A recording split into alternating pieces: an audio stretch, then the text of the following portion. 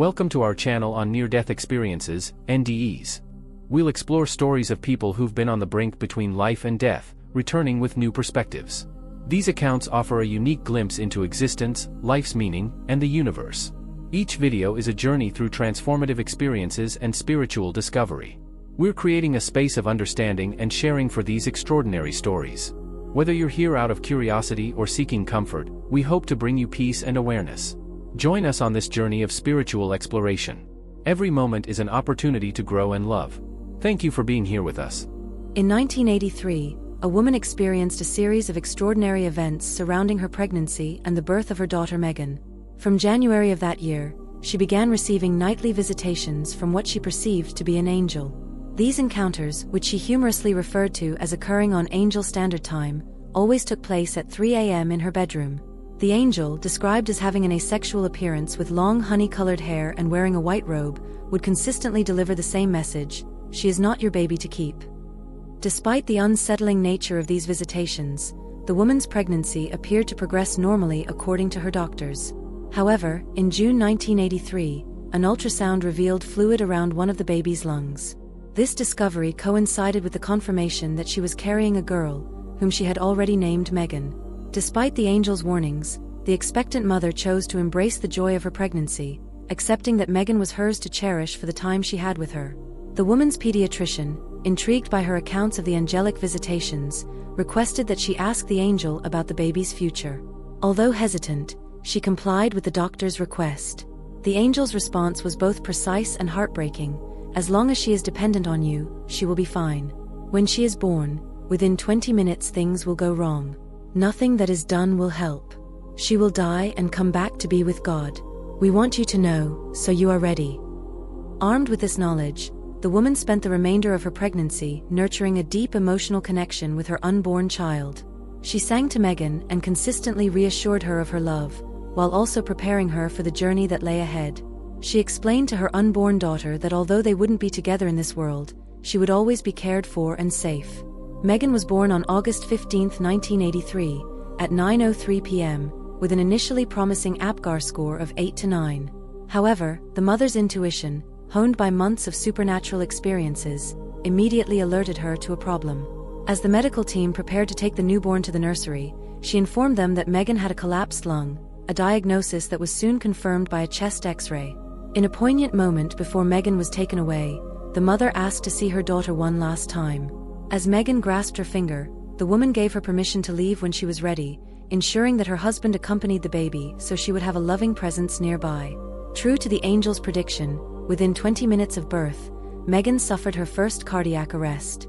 Despite 2 hours of resuscitation efforts, she passed away at 11:03 p.m. The autopsy revealed that Megan had been born with a hypoplastic left heart, a condition that had gone undetected throughout the pregnancy despite multiple ultrasounds and examinations. This revelation was particularly shocking to the neonatologist, who had previously dismissed the mother's concerns about potential heart problems. The doctor's reaction to the autopsy report served as a humbling experience for him, while for the mother, it provided a profound lesson in empathy and acceptance. In her grief, the woman designed a marker for Megan's grave, beautifully encapsulating her daughter's brief but impactful life with the words "To God with love." This experience, while deeply personal and emotionally challenging, was not an isolated incident in the woman's life.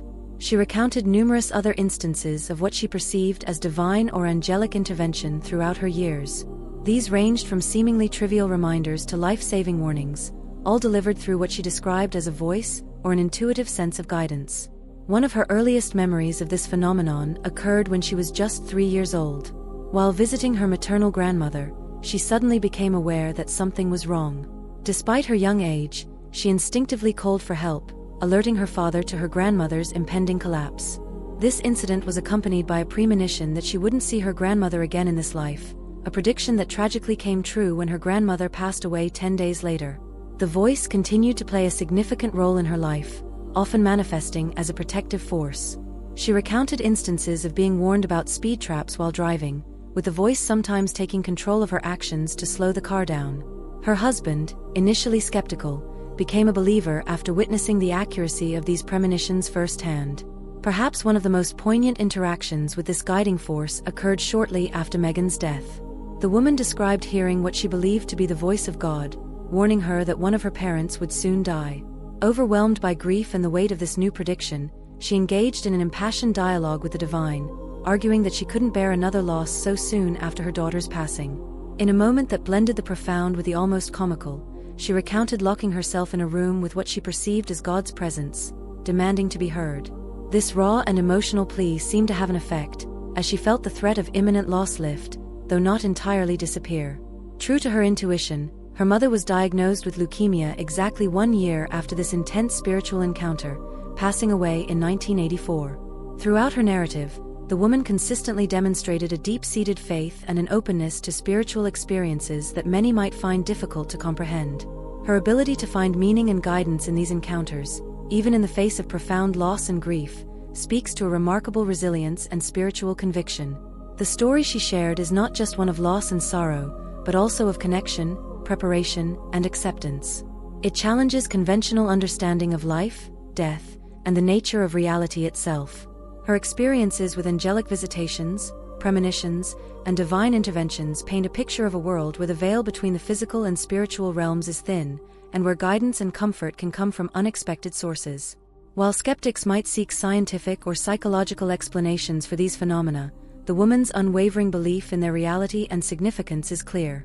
Her narrative invites readers to consider the possibility of a more interconnected and spiritually rich universe than many might typically acknowledge.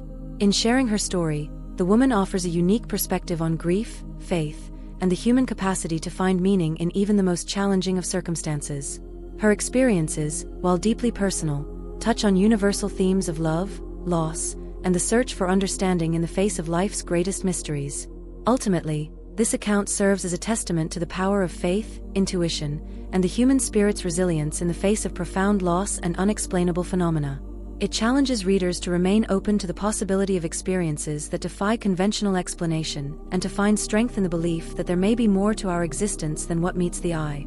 If you enjoyed this video or you're interested in the topics we cover on this channel, I'd be really grateful if you could subscribe to the channel so you don't miss future content. Share the video with someone you think might appreciate it. Thank you so much for your support. Preface: near-death experiences, NDEs, can be profound, life-changing events. Remember, NDEs are subjective experiences, not proof of an afterlife or a guide for living. Channel purpose: this channel shares NDE stories and information, providing a platform for open discussion without promoting specific beliefs. Disclaimer: this content doesn't replace professional medical or psychological advice. If struggling with mental health issues, seek professional help immediately. If you've had an NDE and need support, consult a therapist experienced with NDEs. We don't promote suicide or self-harm. If considering suicide, contact a prevention lifeline immediately.